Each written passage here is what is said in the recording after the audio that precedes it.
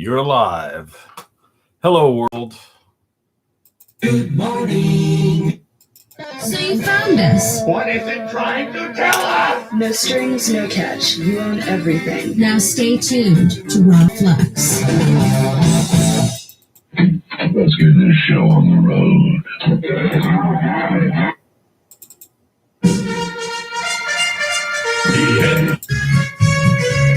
Just sit right back and hear the tale of a fateful trip that started from this tropical weather. Yeah, it's time for the weather. And believe me, Tony Caravan here on the morning show. Glad to be with you on another Wednesday, hump day. It's 17th. It's Ash Wednesday for those who celebrating Lent. I've got the old goggles on.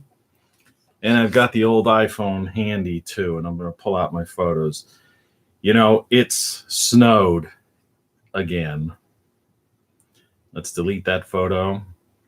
For those new to this experience, I'm going to demonstrate.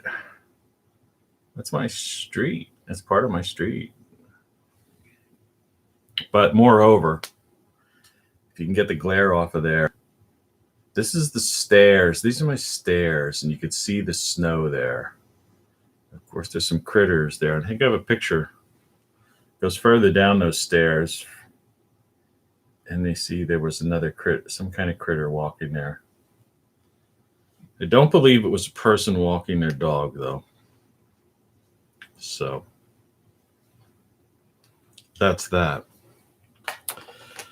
Yeah, it looks like up here in the, I say in my neck of the woods,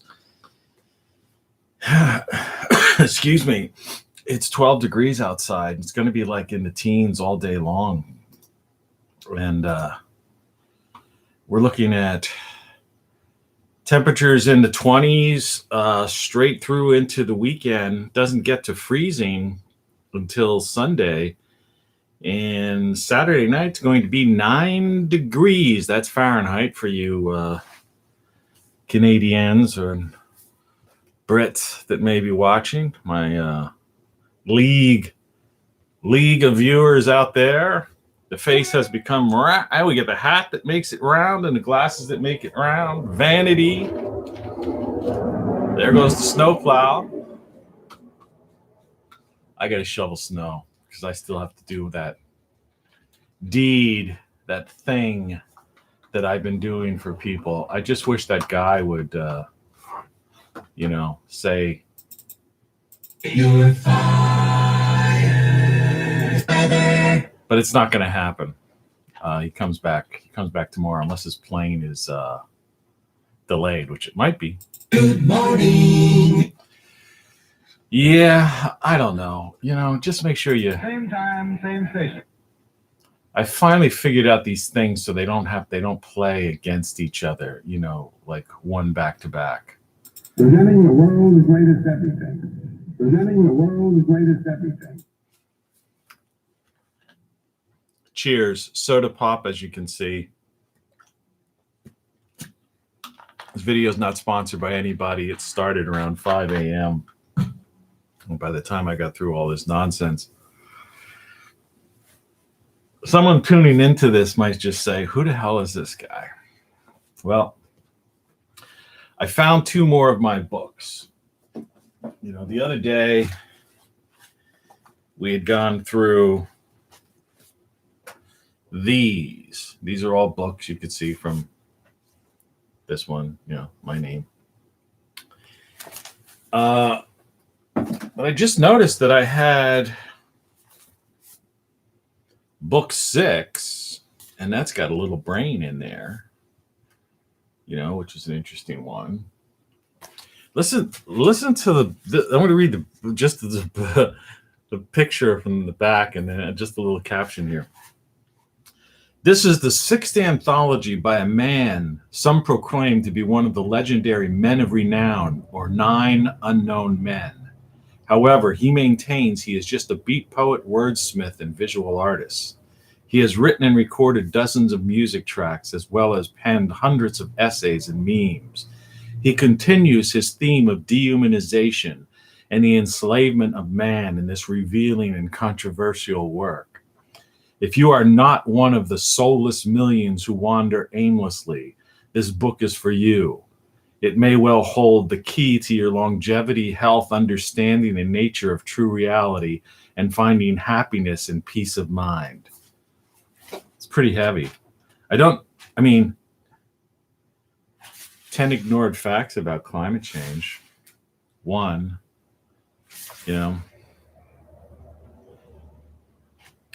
but I don't know if, it kind of lives up to that thing, but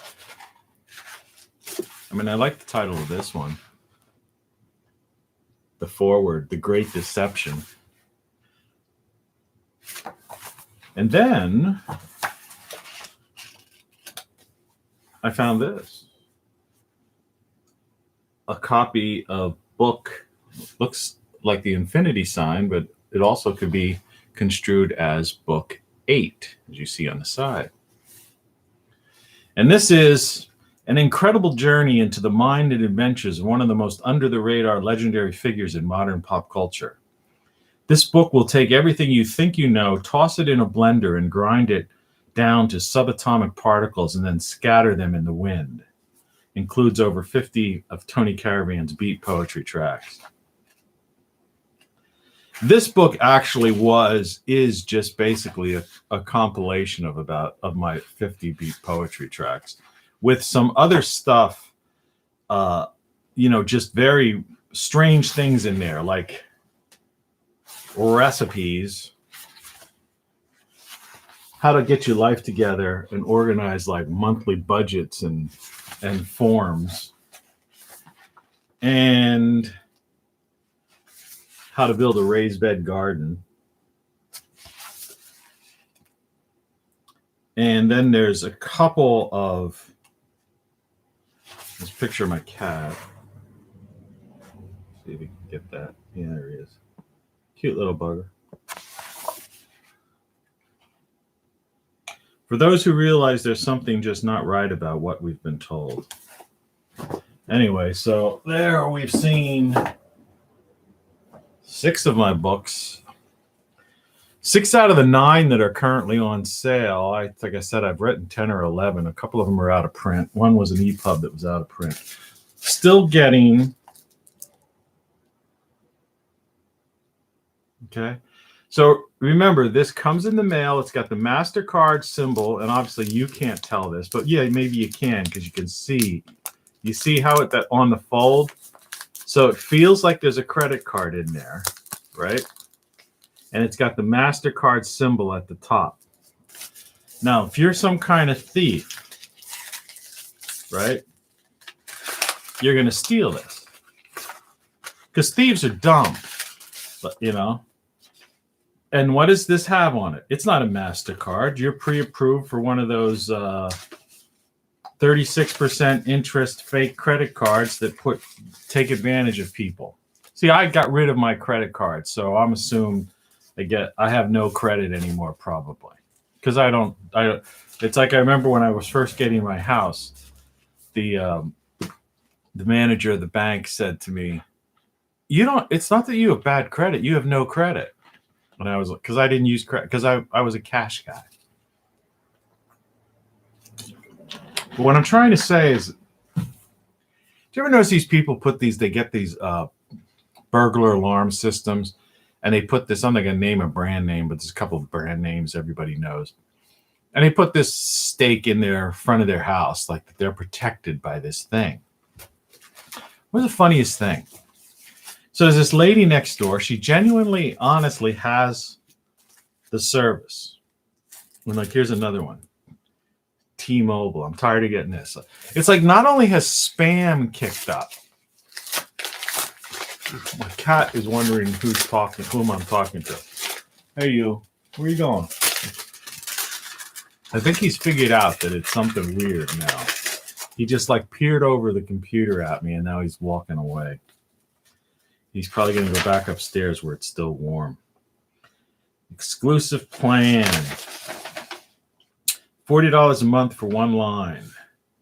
Plus popular Samsung Galaxy A11, just $21 down.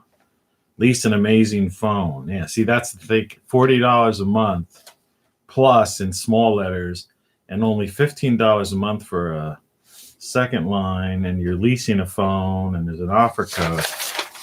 But anyway, so back to this credit card thing and the security system. So this lady actually has a security system. I mean, no, she does. She's a neighbor of mine, you know, and it's gone off, and it's loud, and it's a pain. And she had the guy who hooked it up wrong. And like, if somebody, you know, these people, they drive by in these cars and they've got some kind of bass system that's like boom, boom, boom, boom. Well, and it literally rattles your windows. I could be in the second floor of my house in the back room, and the windows are shaking. Well, anyway, I guess if you have a security system with those things on your windows in case somebody breaks the glass, and her thing kept going off. So I know she has a security system. In fact, she had to call the security people in to have them somehow adjust that down so that the beep wouldn't set it off, because the cops, you know, basically were trying to charge her for so many calls. You know, they get tired of coming up. They were like, send her a bill for like $150 or something. So, you know, like, basically she was crying wolf or whatever. And it always happened when she wasn't home too, which really kind of sucks. She's usually home all the time, but she wasn't home. And I'd have to hear this ridiculous, you know, crazy thing. Take the glasses off. I look different now. So, talking fast. Good morning. Good morning, folks. Let me calm down.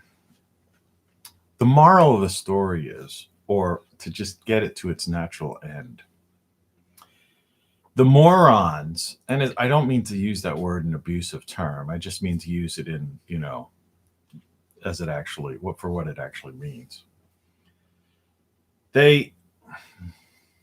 I'm just going to have to be four eyes today. It's too early in the morning and I just can't see. I can't see the controls. I'm still trying to figure out. There must be some way for me to put a thing. What does that thing do, I wonder? Next to the microphone, there's like some kind of arrow. You know, send feedback. You know, they expand menu. That doesn't do much.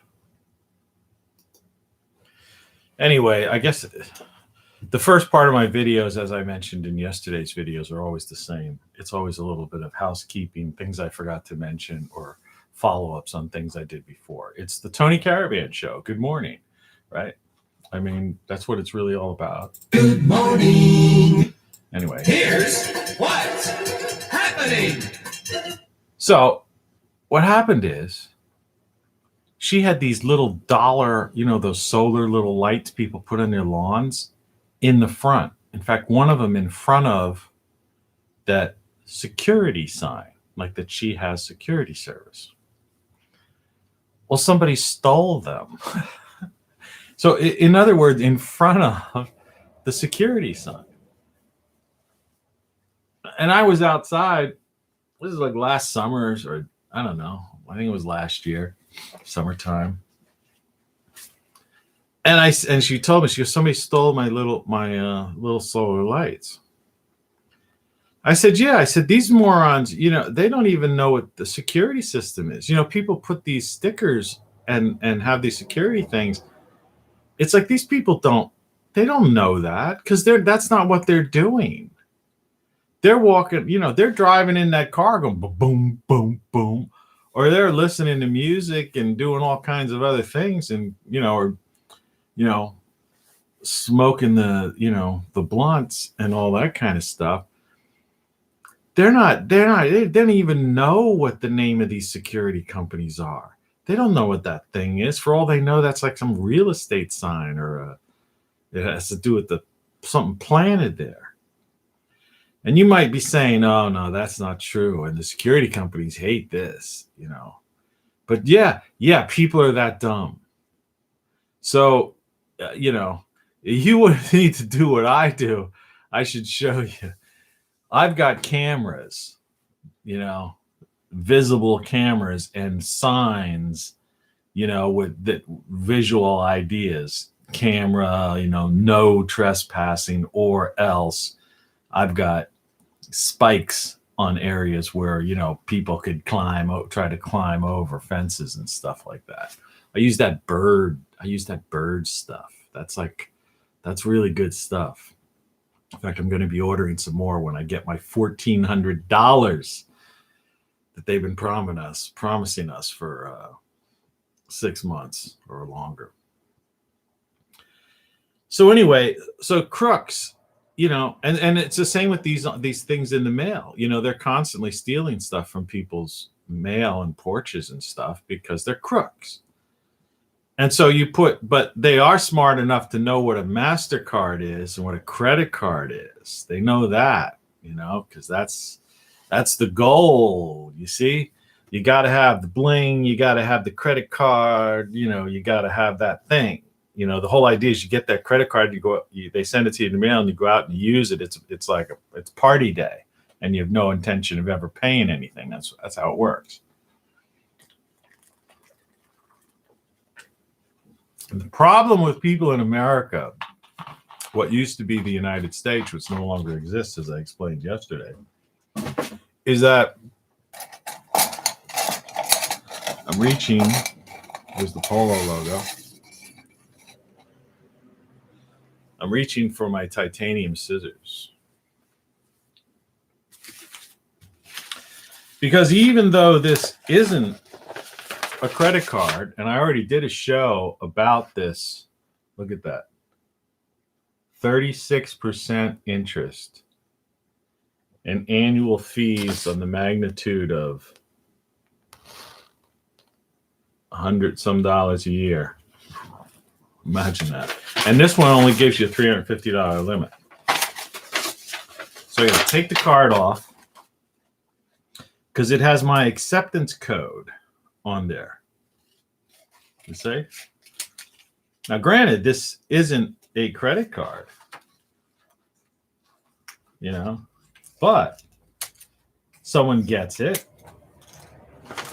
They're smart enough to know the address. They see the name of the individual here, right?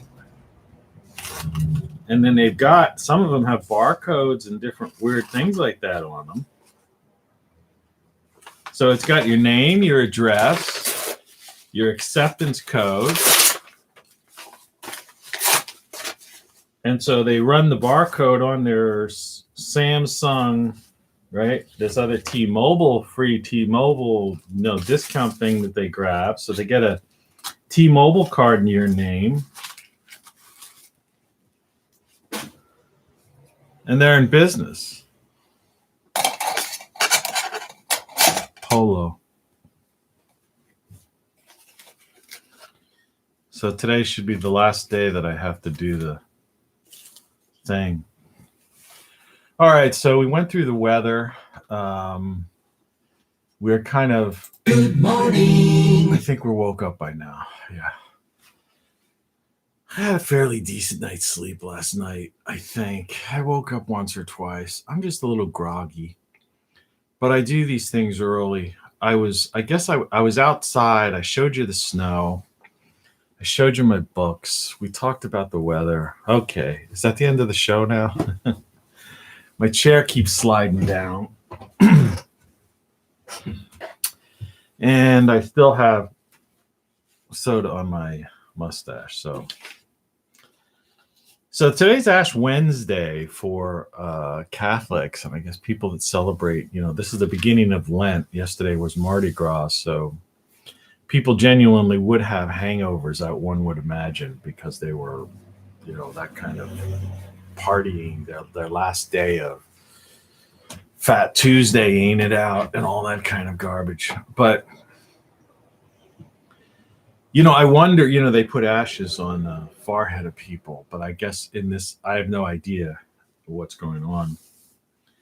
Are they going to allow people to go to church, or are they allow the priest to, do the thing on the forehead, or is that, are you going to have to like self-service the ashes? But then again, wouldn't they be contaminated? That's like an interesting thing. I don't know what's going on about that. I mean, that is an interesting idea. I guess I could have looked it up, and at this point it doesn't really matter. Just the thought, but I'm sure it's somehow canceled. I mean, there'll be those that violate it. And that's my other book, Codex, here. So I showed you 6. That would be the 7th. We're missing my first book. I have only one copy of that upstairs. That was the first book I ever made. That's that's autobiographical, and it has some short stories in it. Come here, kitty. You want to come out here and let people see what you look like? Come on. Come here. Come here. Come on. You want to come over here? Come here. Nope. And then I did this other book that was, in fact, what that book 8 is probably a letdown for people who've gotten my books. And it's not like I sell a lot of books, I mean, that's like the overstatement of the year. But I do give them out as gifts to like family members and friends. And I guess a couple people are into my books they're interesting books. So the fans, the people that get the freebie books, you should buy one. Might have been let down by book 8 if they got the 7th book, because what the 7th book was an interesting idea. A lot of the content from the 7th, there was content from the 7th book I ended up putting in the 8th book. Now, the reason I did that, and I only have a copy of that upstairs, so I'll have to follow up with this in tomorrow's show, was that I had this idea of making a book that was like a calendar planner. So like every day, like those old daily planners. So every page was a day with like, time you could write appointments, and then the beginning of the month I had like an overview calendar, and it was kind of cool. It was really cool. So, and you can use it. And I have a garden out back, and my intention was to use it to track my planting and all that stuff. And I gave it some to friends and stuff, and they said they used it and like they loved it, But intermixed in between the months within this book were various things, like how to build a raised bed garden, or my kitchen sink soup, which is like the thing that, makes you immortal, that kind of stuff. And, and then some forms to help people budget themselves, because so many people just don't have an idea of how to budget themselves, and they don't understand how I got to where I am, and how, I was able to just stop.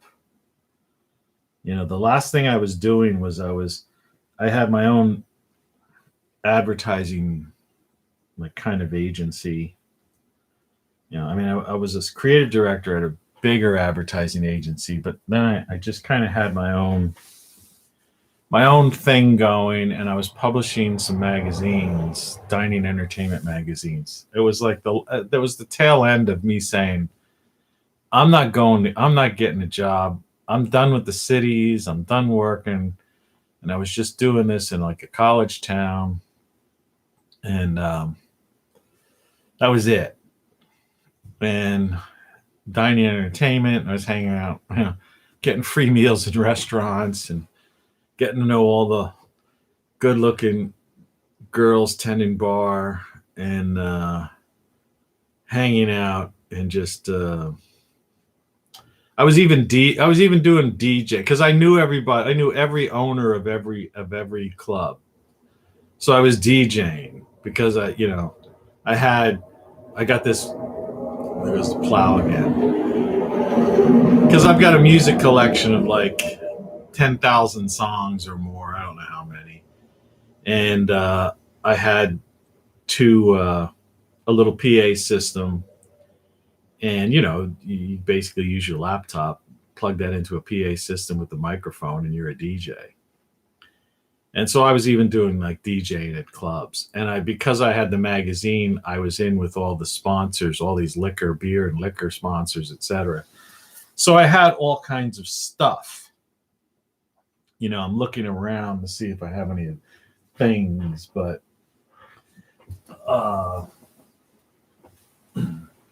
well, this is an example. So, like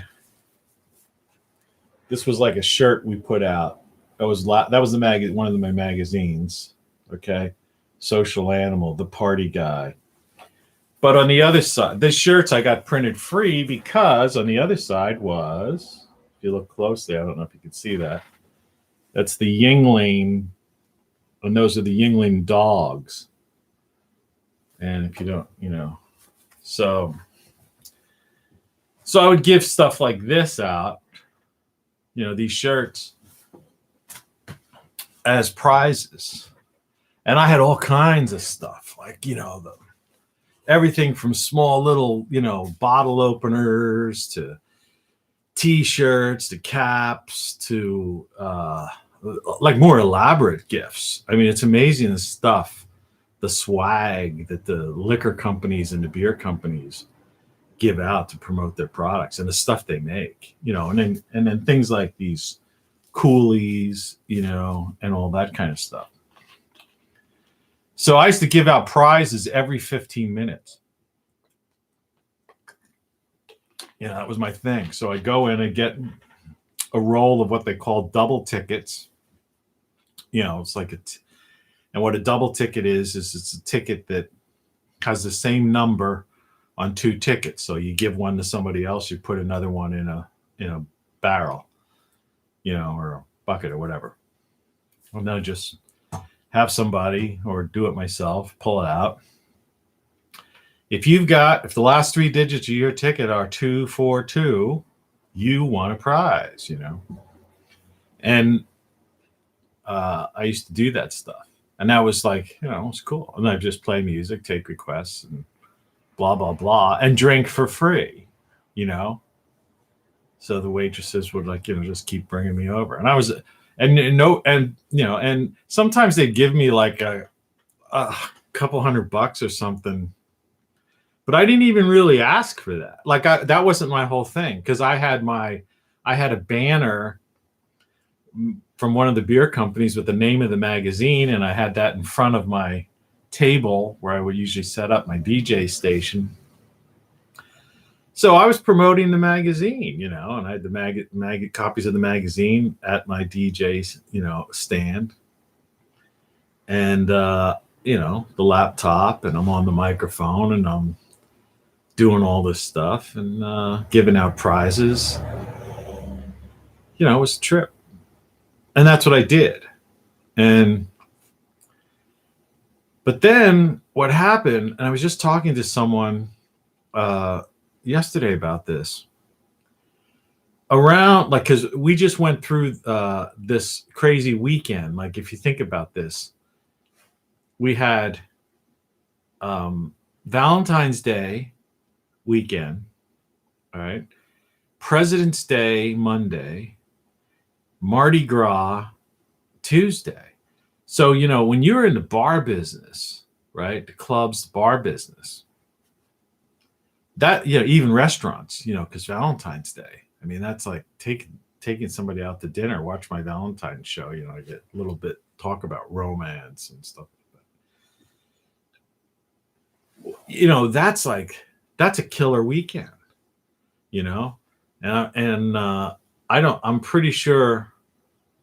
I'm sure governor, I think, isn't President's Day a national holiday? I'm not sure about that. I could find out. Let me just see. New window. President's Day. President's Day. The third Monday in February. Community celebrations. History is an American holiday celebrated originally established. Is it a national holiday though? Is a federal holiday of the United States. Okay. So bankers, bureaucrats, which basically are the most people, most jobs in the U.S. had Monday off. So it's Valentine's weekend. Think about this. So clubs, so under normal circumstances, like I say, and I've been doing dining, it's funny, my working life went full circle in the Dining and Entertainment magazine. The first thing I ever published, and I don't know, I think I might have one, or I did. Don't know where it is. The first magazine, the first thing I ever published, I showed you that little pamphlet thing I did when I was a kid. But down at the shore, I published a Dining and Entertainment magazine. I went down there. I was like 18 years old. I told you the drinking age in New Jersey used to be 18. I went into this town and was driving down the street. I had this idea in my mind. And I went into the Chamber of Commerce and to meet with the director of the Chamber of Commerce. Times were so different. It's funny, just a few decades ago, how things have changed. I really feel sorry for people today that just don't know that world, and they may look at me and say, look at that idiot, that goofball. It's like, no, you have no idea. You don't know what you're missing. You don't know what you don't know. Get the shirt. Other people get the shirt so that you can put that in people's faces. You don't know what you don't know. And everything you know is wrong. And so I just go in there and I get an appointment with this guy. The guy looked like Robert Culp from from I Spy. Remember that guy? And he used to have these glasses, whatever. And he looked like he was Mr. Cool when he had his shades on, But then I met his wife, and his wife was really Mrs. Cleaver or something. So he had this look like he was Mr. Cool, but he was really like just, basically probably the wife wore the pants in the family. But anyway, I told him, I said, hey, I had this idea because my brother I come from a printing company, a printing family. My brother was in the printing business at the time, like he's always been.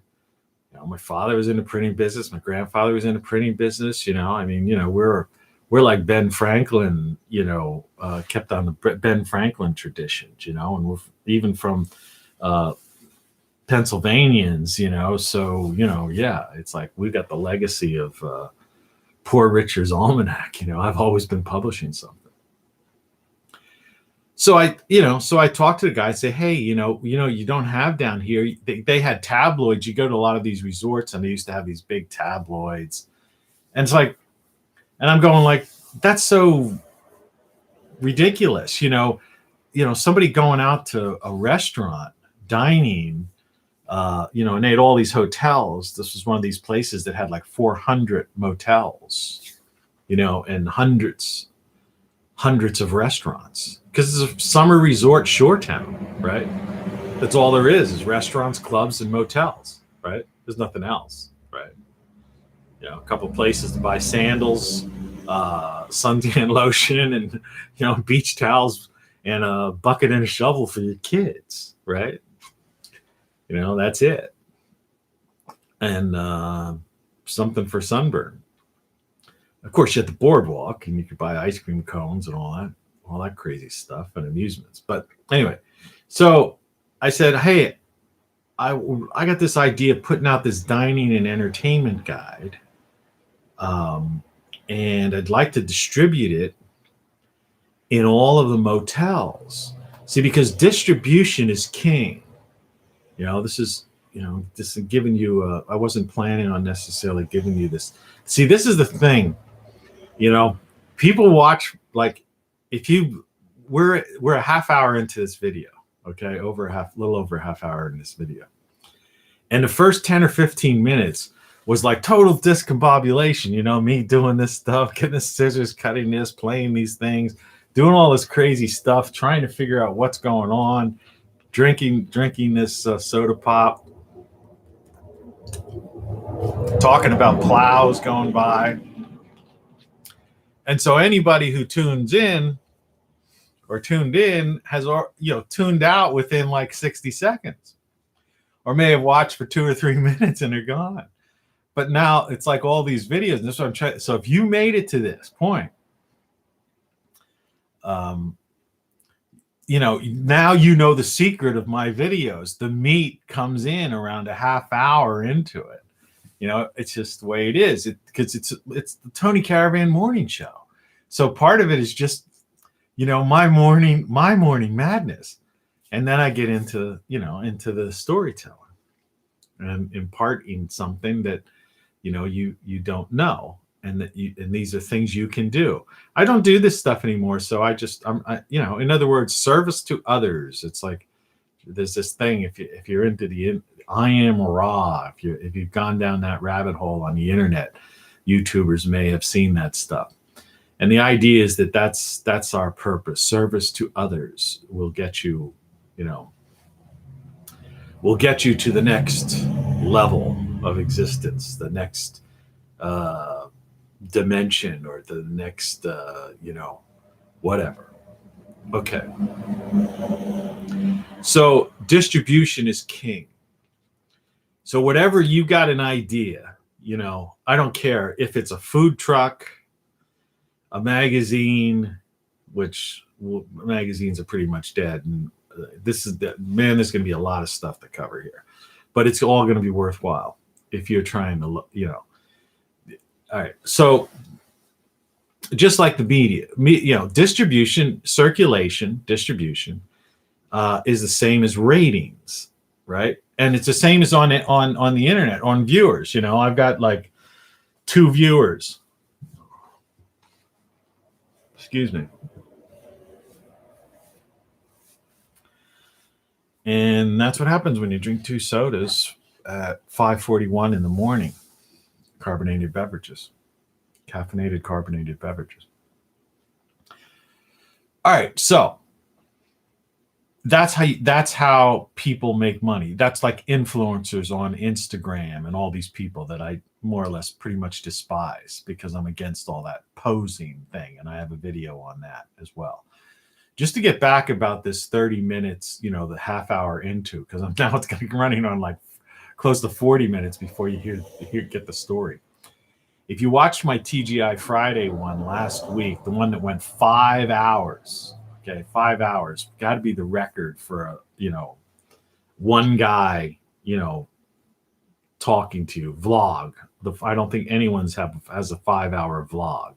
I mean, people have covered live events or things all day long, but I don't think anyone's, literally had a 5-hour one-man show vlog. It's like my music. I'm a one-man band. So,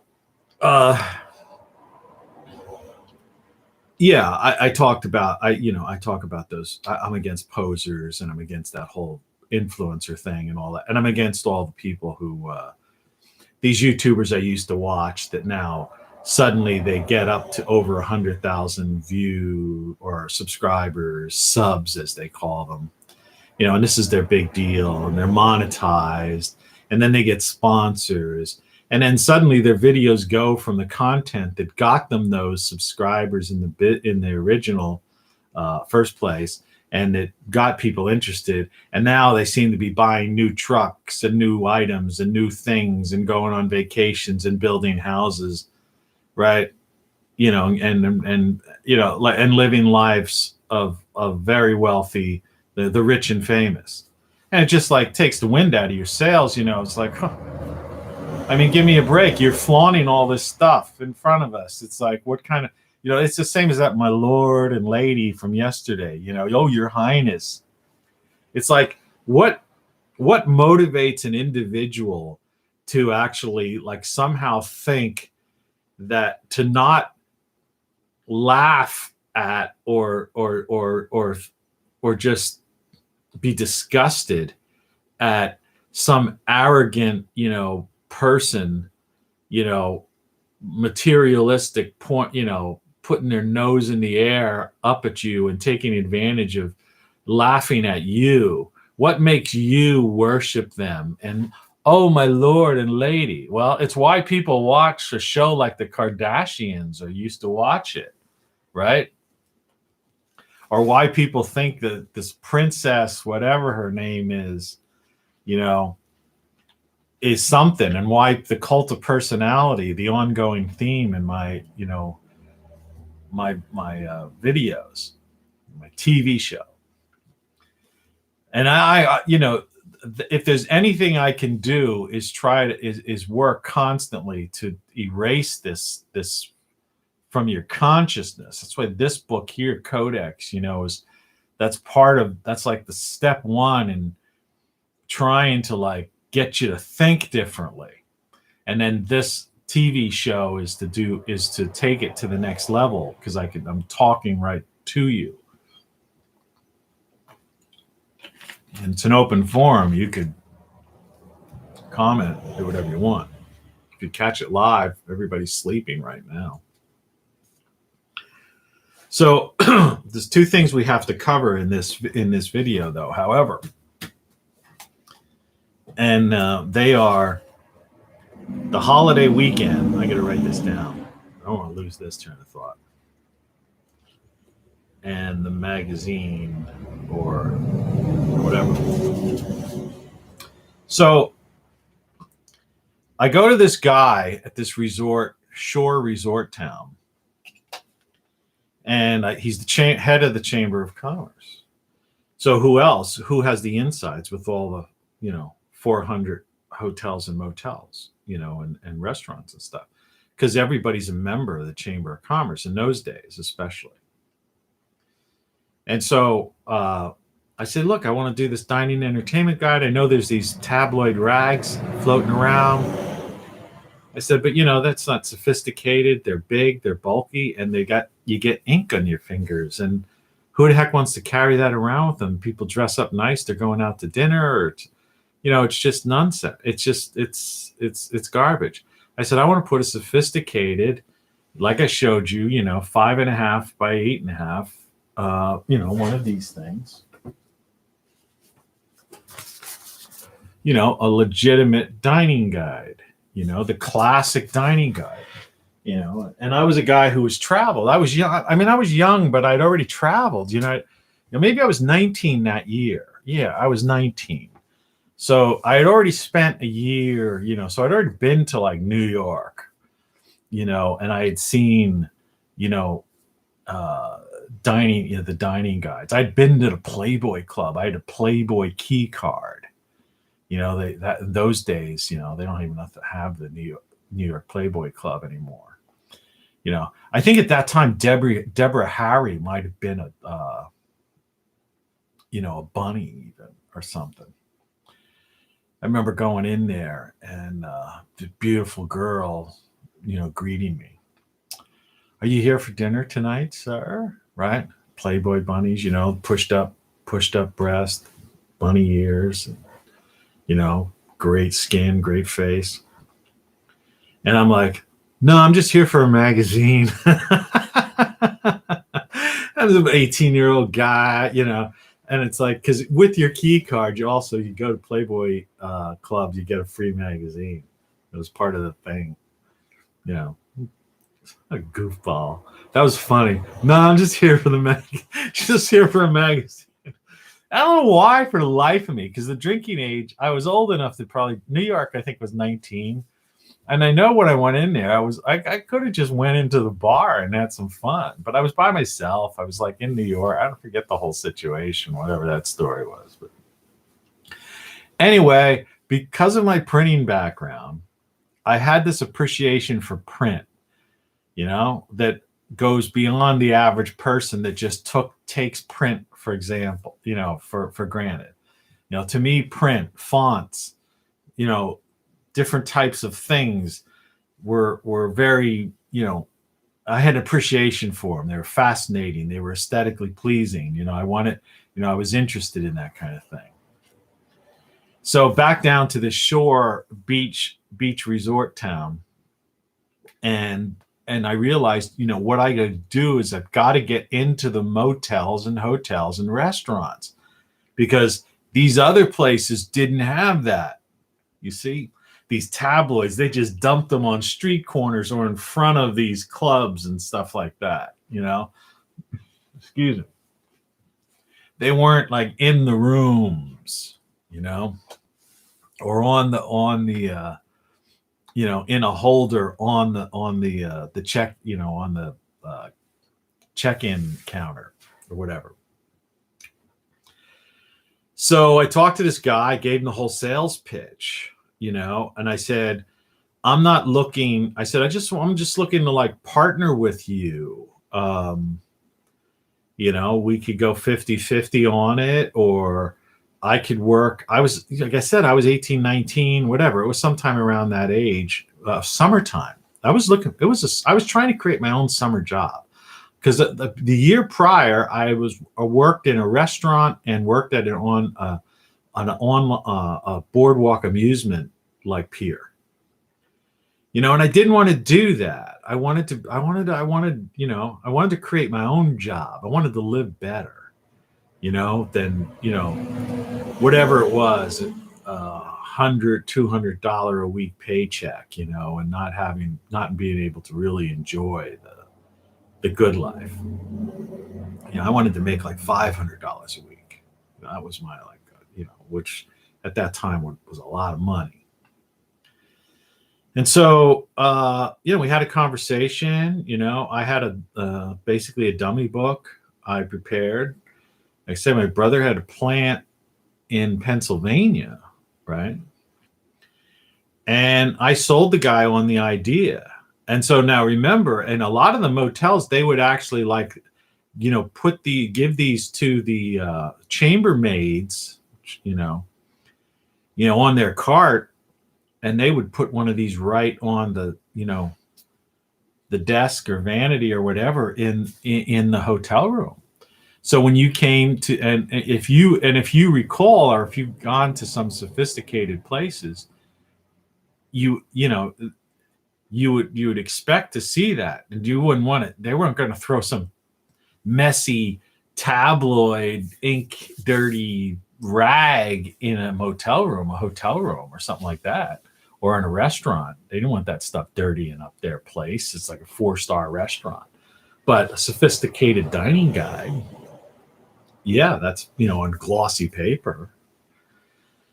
So yeah, he goes, yeah, let's do it. And so we went to some of the key motels, and he crafted a letter introducing me, and I went out and I did all the stuff. He did nothing other than craft the letter and just be the okay. The chamber was approving this product, right? It was involved in this product. And like I said, they were, I don't know what, I forget how I don't remember what kind of deal we came up with. So I remember contacting my brother and said, hey, I got this contract. This is a great print job. It's X amount of thousands of dollars.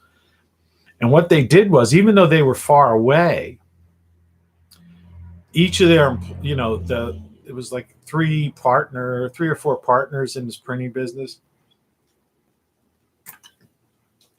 And so each weekend, it was a weekly dining entertainment guide.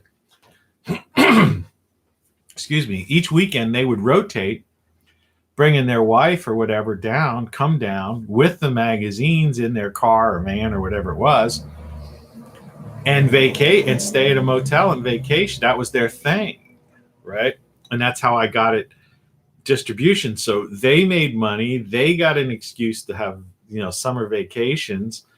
I got a higher paying like resort job, and I was I was meeting Buddy Rich and famous, I think, singers and stuff, because I was like in with the club, all the club owners and the restaurant guys. I knew everybody. And that's when I learned a lesson. Now, remember, I'm not even 21 yet. And that's when I learned a lesson that if you want to get instantly into knowing, being somebody, getting to the heart of being one of the people in a community, in a town, in a city, that publishing was one of the and dining entertainment scene. Publishing was one way to do it. And so everybody, I was known, I became known. And that's an interesting thing. And so I did the same and so that was my first, that's how I that was like the birth of it, right? And how I learned that, that nobody could become a so-called somebody, though like I said, I wasn't on an ego trip, but I could go anywhere I want to, and they would comp me drinks and meals. If there was an event, I'd get the table front and center in front of the stage when some national act was coming to and they had a couple of decent clubs down there that used to get, national acts. And that was it. So I was instant VIP within a couple of weeks. And I did that the whole summer long. And then I went back and then I went to college. After it was like I ran that, it was like my summer job that I created. Then I came back the following year and I was going to do another one again. And I think I gave a story about that, how I got involved with these other people that were publishing a thing that was actually publishing a supermarket tabloid thing. And I got involved in marketing with that. Anyway, that fills in a piece of the life story that you hadn't heard. But the reason I said this came full circle and how this ties into this other thing that they started on was that, so now you go to the point where I'm older now, right? Right? Like just by looking at me. And I'm going like, I'm tired. I'm not getting a job anymore. I've done everything. I've been around everywhere, and there's no need to repeat all that. Though occasionally I'll give you some more anecdotes and storytelling about my adventures around the country and around the world, that kind of thing. So I ended up in this college town, it was actually a borough. There's a college there. It was, I'm not even going to get into the specific place of it. But I decided, okay, I'm going to do that. And this was around, I don't know. Well, let's just say 10. This was the last 10 to 15 years or so. Okay. And I decided, okay, well, you got to do something. And I don't work. In other words, look, I've managed and run companies, all right, in major cities throughout, the United States. Okay. It's like that Sinatra song or something. I've been right. It's like, yeah, I've been the producer, the manager, the ran the radio station, published the magazines, been the creative director, been the boss, been this, been that. So I'm not at this point in life. I'm not working for anybody because I've been a boss my whole life, basically. The last time I had a job is when I was, a teenager, stocking shelves in a Rite Aid, or like I said, that first time I went to the shore working as a busboy or short order cook in a restaurant and working on an amusement pier. When I was a kid, helping out my dad or my uncle digging swimming pools, installing swimming pools in people's yards, or doing, painting, odd jobs and stuff like that, painting and light carpentry and goofy things like that. But the point is, my whole life, I had pretty much been, in some position of power, an authority, put it that way. Though not completely, but, And so the idea is, okay, so now I'm older, but you got to live, you got to pay the rent, and life isn't cheap, right? So it was like, okay, I'm going to do this magazine thing, the thing I started to full circle. So I'm in this town, and I put together a sample issue, just black and white, basically made on a copy machine type of thing, printed a couple hundred for starters, and just distributed them out. I didn't have advertisements, to see if anybody would bite.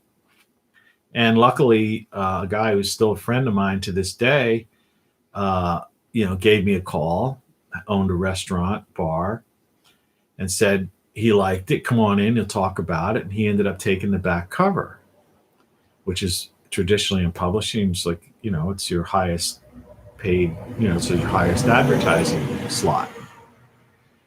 And, one by ones, there were some other people that contacted me. And before I knew it, there was enough advertising revenue that would pay to get it printed in volume and be able to pay me and my editor, assistant, friend, two of us were putting this thing out. And that's what I did. And what brings this, so the purpose, how I got into on that very long, almost hour-long tangent, right, was about this Valentine's Day, President's Day, Mardi Gras thing. And so in the publishing business and in the club restaurant business, it's all about gimmicks, holidays, specials, and all that kind of stuff. I mean, that's their bread and butter. That's, that's when they make their most money. It's like anything else. There are certain times of year, and like in retail, Black Friday, or, the Christmas season, or whatever, for a chocolatier or a candy store, Halloween and Easter, that's their make or break time, if you make candy and stuff. In summertime, you probably sell more ice cream or whatever. So, yeah. And so we were talking yesterday, I was with my, former editor partner in the publication at that place, who still lives in that community. I no longer do. And we were talking on the phone, and she mentioned, somehow it came up, the idea. I said, hey, it's Mardi Gras, by the way. And she said, yeah. And the idea of how that even nationally, if you go back to, like, say 5 or 6 years ago, that those things stopped being a big deal, because I always talk about how people have such, the attention span of a goldfish. And I started on that yesterday. I never really finished it. It was like the attention span of the goldfish is what ultimately led to the meme, and why they limited the characters on Twitter and things like that. How many words you can use, because they realized people had these short attention spans. And so the idea is you had to create something that you can, mess with people's minds. Because remember, that's what advertising is. That's what politics is. It's all propaganda, and it's all messing with somebody's mind, trying to change someone's mind, forcing them. In advertising, they call it a call to action, right? It doesn't matter what I watch people, companies, one of the biggest flaws in companies, there's so much little nuggets of learning in this thing. It's amazing. For those who are willing to put up with a guy doing this, See, I watch ads, I was looking at an ad somebody makes, designs an ad for a restaurant or a place or a thing or whatever. They put together some spot commercial thing. And they got a pretty picture, or they got some kind of, they stole something from the 60s, the heyday, the Mad Men era of advertising. And so here's this, like, beautiful girl, or this somehow contrived scene, and the product and all that stuff, or stock art, stock music theme, whatever the heck it is. And that's all it is. It was, in other words, there's no call to action. So people look at it, and sometimes people look at a thing like that and they even forget what it was. And I remember, I could count, I could remember a number of times, I can't tax my mind right now on that, and it's not the purpose of this discussion, that I'd go, yeah, I remember that. Yeah, that commercial about such and such. What the heck were they even selling? Right? And people might remember that. And those are like classic, they call them classic fails in advertising. And so that goes on all the time. And even today, in memes and stuff like that, and in these people who are influencers, many times they fail because it becomes so much about the pose or the thing, the setup that they're doing, that it doesn't really sell the product that the sponsor's paying them to do, because people are caught up in something else and they have this short attention span of a goldfish. But anyway, that's how the whole meme thing came to be, and why that is, and why the propagandists today are so successful. So you've got, and how pop culture had morphed into politics. So politics became pop culture, and the cult of personality took over, as opposed to, like I got into yesterday, if you would watch that video to its end after the nonsense in the beginning, that real culture is music, the arts, music, dance, everything but politics. Politics is simply not pop culture. But today it is pop culture. And the cult of personality are politicians, news readers, and people that are, it's all wrong. Put it that way. It's all wrong. And you got to break. That's what the purpose of these videos is. You've got to break that, free of the shackles of that brainwashing that they've successfully done to how they've successfully messed up your mind into thinking that way, as if politicians and politics is important, and the cult of personality, as if an individual is somehow important. They're not. They are like I said yesterday, the lowest rung. They are the least important people. They're not even powerful people. The President of the United States is not a powerful person. All right, he's the most powerful person in the free world. Nah, nope.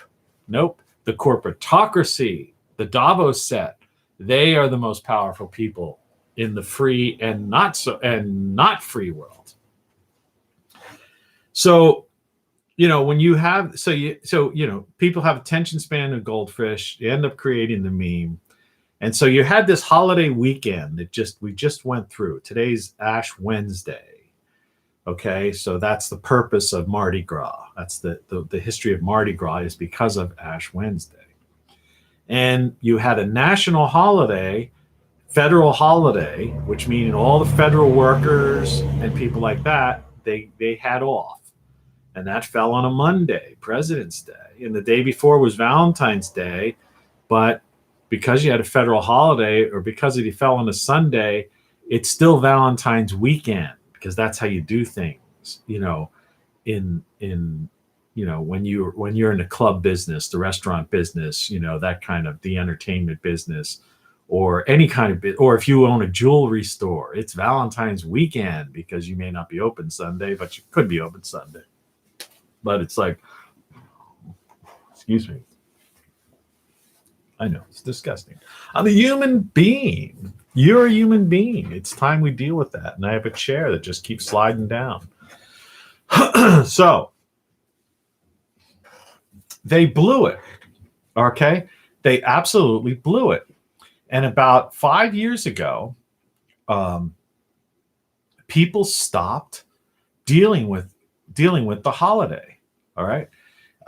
And so it wasn't like, it had nothing to do with like the current plague or something that's going on, right? People think, oh well, the holidays, Valentine's Day and Memorial and President's Day and Mardi Gras, that's because people are social distancing and all this kind of stuff. Restaurants are closed and all that kind of stuff. It's like, no, this phenomenon had just started like about six or 7 years ago. And when I was publishing these dining and entertainment magazines, so I know this. And so people just they lost interest in celebrations that way. So what became, like, you take Valentine's Day. So in other words, the commercial aspect, excuse me, pardon me. It's too early in the morning for my throat. So this is live, folks. Sorry about that, but it is live. Good morning. Good morning. So I don't want to lose thought in this because this is really a key thing. So you have to understand that why would they do a thing like that? I mean, this was so profitable. Valentine's weekend, President's Day, and Mardi Gras, three big nightclub, restaurant, holidays, and even retail. President's Day sales. Valentine's, like I say, jewelry, gifts. Candy. Right. Add that to the Halloween and Easter, of course. Valentine's Day, the heart box chocolate. And what happened is they killed romance. They killed, the idea of celebrating anything, because that interfered with this concept of a homogenized society that they can manipulate people and control people. And so the corporatocracy, that pulls the strings, doesn't want people to be free in the sense, or be happy, because happy people don't worry about things. Happy people aren't obsessed with politics and politicians or the cult of personality. People in love are focused more on the person they're in love with, not anything outside. They're not obsessed with an ideology. A person who's planning a romantic dinner with somebody, or proposing to, or just even a date, all right, a Valentine's Saturday, going out on a Saturday night date, the last thing on their mind is watching the nightly news, worrying about what some politician said, right? Worrying about an ideology, right? They don't care. Mardi Gras. I've been down in New Orleans for Mardi Gras. It's like free, happy people. Show us your, beads being thrown out, all this kind of stuff. Nobody's thinking about any politician, any news reader, any ideology, right? And so we just had this confluence, this is like people who talk about the stars, when the planets align type of thing. If you would go say 2015, and you had a confluence of Valentine's Day weekend with President's Day Monday and Mardi Gras Tuesday, people in that business, and believe me, like I say, I began in the dining and entertainment, arena, and I kind of ended my formal career in that arena. It's like they say, all wrapped up in one, right? But instead, look, it was a dud, and it's been a dud. And like I say, don't blame it on social distancing and masks and restaurants being closed. Oh yeah, that's the proverbial nail in the coffin. What happened over the past year and a half, getting rid of that, because that's part of it. Forget it. They weren't thinking in terms of this confluence and this ideal, opportunity for restaurants and clubs to make a fortune, right? No, they weren't thinking about that. They're thinking about they've been wanting to close down people and have them fixated on this cult of personality and the propaganda for a long time. Exactly. Right. Exactly. So, yeah. And that's where we stand now, and that's where we're going forward. We're going forward into this era of like just cold-hearted propaganda following the World Economic Forum's new Great Reset. You will own nothing and you will be happy, but they'll own everything, right? The corporatocracy. They leave that part out. So, yeah. So that's just an interesting observation I had, that just came full circle out of the dining and entertainment thing, and talking with somebody about this connection, of these three things coming together that normally would have just been, off the rails profitable for the restaurant. Someone else says even in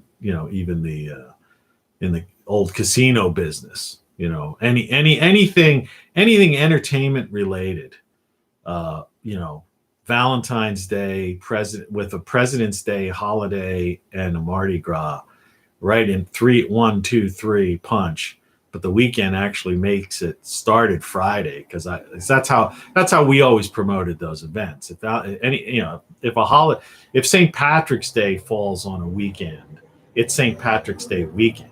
You see. In fact, today's the 17th, so of course February only is 28 days, but we're technically just less than a month away from St. Patrick's Day.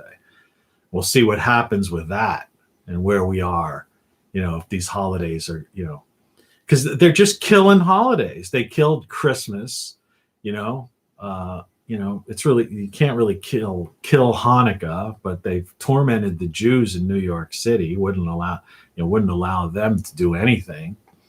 And, killed Thanksgiving, destroyed Halloween, which I really don't care about Halloween.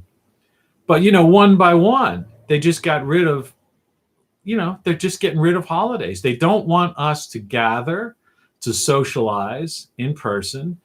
They don't want us to be happy. They don't want us to have romance. They don't want us to have fun, because happy people, who get together are thinking about the people they're with.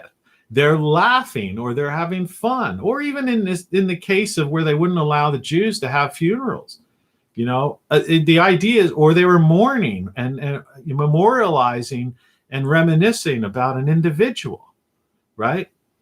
And so the last thing on anyone's mind, no matter what that kind of social gathering is politics, propaganda, the cult of personality, the edicts coming from this corporatocracy, these people, these old world order types that want to rule the world and socialize everything. And so, yeah, that's the heart of it. And I guess that's the message of the day. So, glad to see you made it, Trey. But that's about it. So I'm going to put this one to an end. If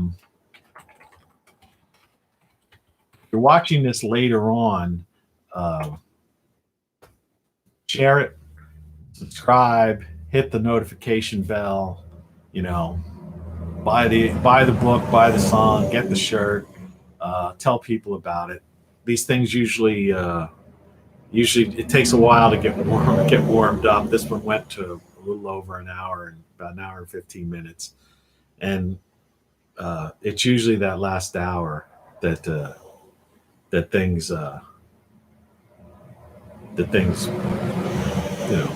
get interesting and enjoyable. But that's right. They've regulated our ability to grieve, just like they've regulated our ability to celebrate and to have fun and to enjoy things. And it's so obvious. It's like all of these things. They don't hide it. It's not like it's hidden. It's not like it's it's not nefarious. In the sense, it is nefarious, but I mean, it's not like it's like somehow masked. It's just right in your face. And that's what I'm trying to say. Open your mind and just look at it, because it's there. It's just right before your eyes. It's not, you don't have to really think about it. I shouldn't even have to say this, but there's so many people when I talk about this stuff, that they say, oh yeah, I didn't think about that. Or then they suddenly say, oh yeah, right. But the idea is it should be apparent, obvious to everybody that, what's the path we're on right now is just not sustainable. And that Western civilization, for all practical purposes, is already gone. And the United States of America no longer exists. And as I said yesterday, the operative word there is united.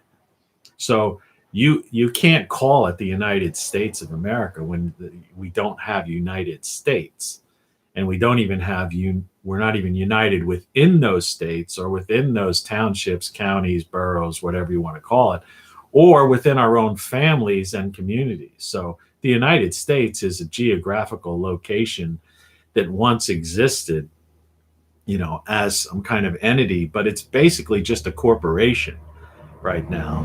And the world is a corporatocracy, and a corporatocracy, just like the Federal Reserve is a consortium of banks that make up the Federal Reserve System. The corporatocracy that I talk about, the puppeteers at the top, is basically a consortium of corporations and company, and so countries are basically incorporated, and they're just various corporations. And you, my friend, are cattle on a tax/consumerism farm. That's that. So anyway, that's all I've got to say. So last thing is, good morning. Good morning. Have a great day. And Trey, take some great pictures. We'll get that book thing, finished up, hopefully within the next month. And I'll talk to you all soon. Take care. Cheers. Have a great one.